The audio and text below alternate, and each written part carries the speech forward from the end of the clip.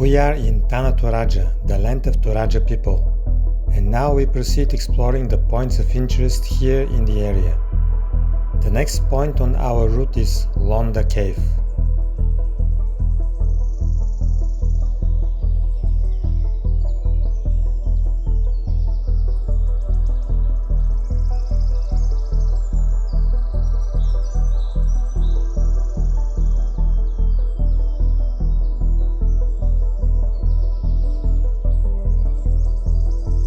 Londa Cave is another burial site in Tana Toraja, a burial site in a cave and around it.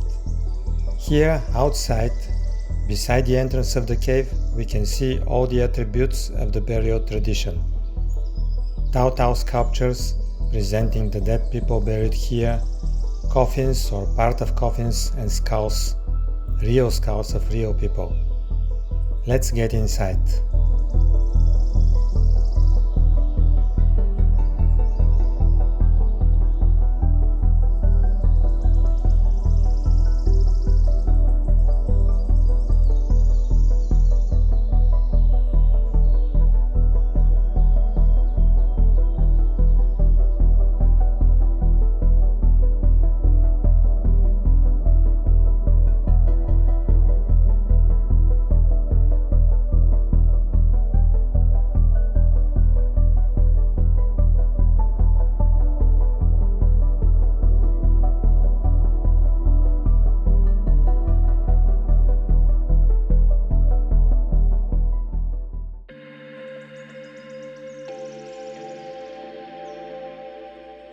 The next point on our route is the village of Kete Kesu.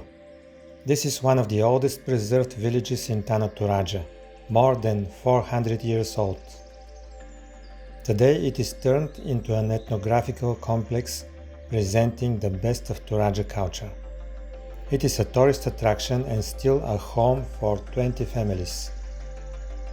Their Tongkonan traditional houses are arranged in two rows, one row for the residents and one row for rice barns, as every typical Toraja village.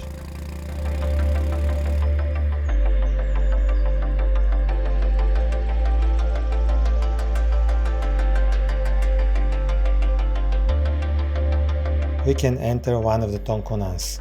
It is what it looks like inside. Now this one is empty, open for tourists.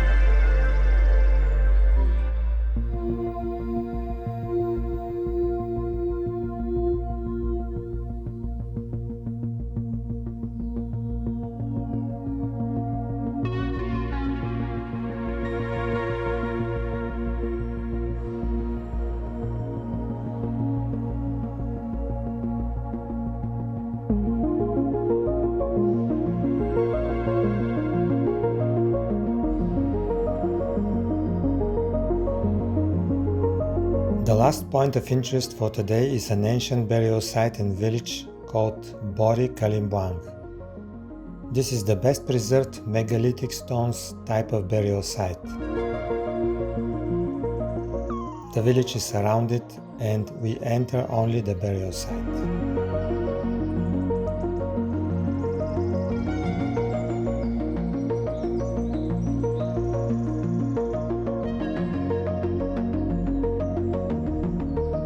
Here the most impressive elements are the megalithic stones, and there are still some Tongkonan-shaped graves. Let's explore it around.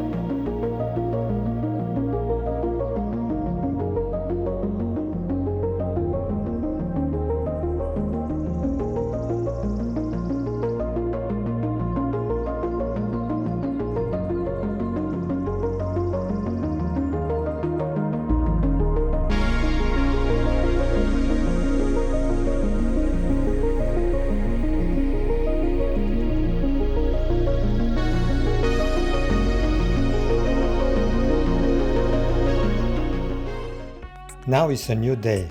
While we stay in Tana Toraja, we try to find a funeral ceremony, but seems there isn't any these few days. We found only a ritual called manene in one of the villages in the mountains. So we try to find a village and if possible to see this ritual. Manene is a rare ceremony.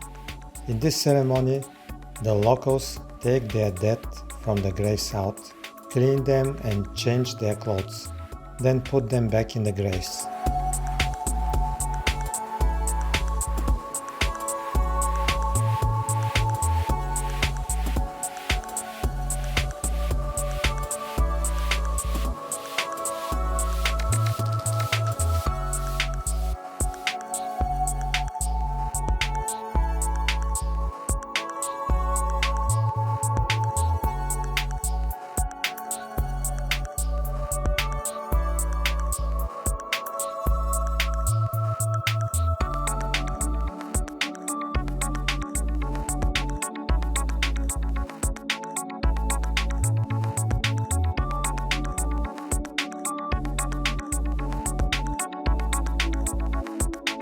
This area is called Lolai. It is beautiful with narrow roads with endless curves and small villages in the mountain forests. Finally, after more than an hour of searching, we find the village with Manene ceremony. But unfortunately, we are too late.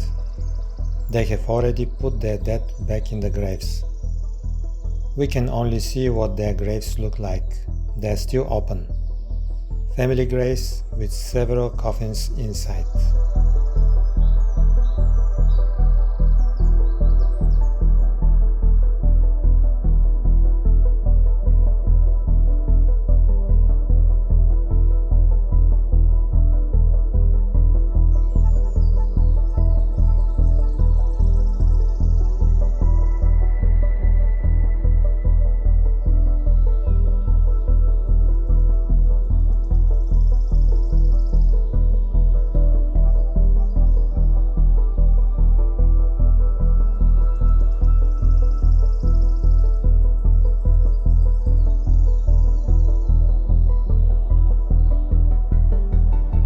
Now it's time to see some beautiful natural sights in Tana Toraja. We find a small lake surrounded by mountain cliffs. This is Danau Limbong.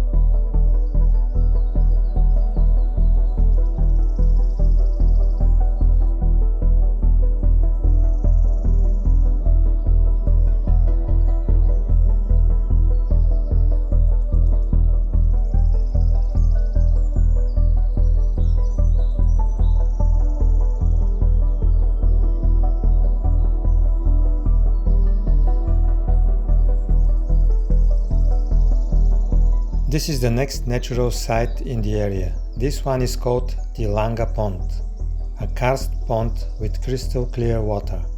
It looks like a decorated artificial pond in a park, but it isn't. It is natural and the scene around it is filled with tranquility.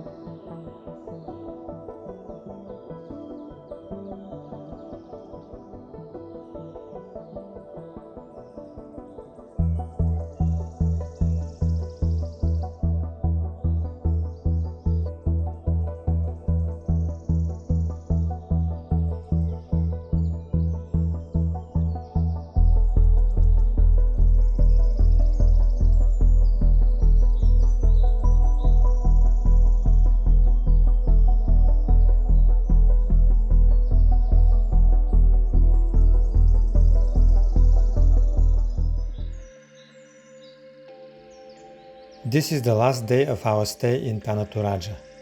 We find another traditional village not far from the main town, Rantepao.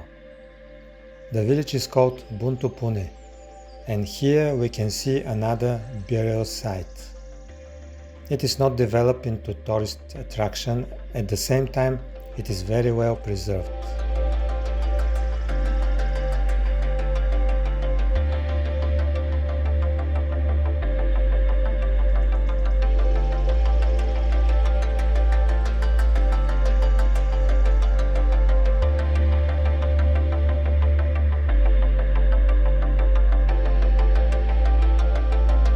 Here we can see a real dead in a grave. He or she is not in a coffin, but is sitting on a chair in front of the grave's window.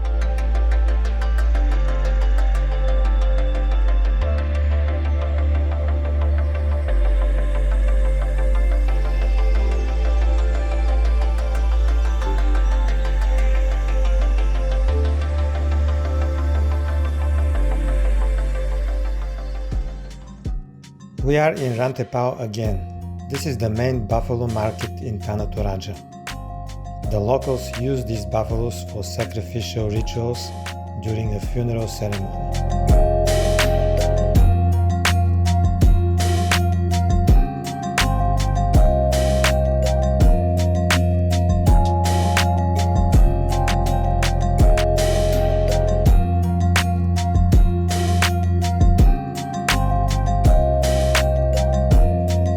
It is time to leave Tana Toraja.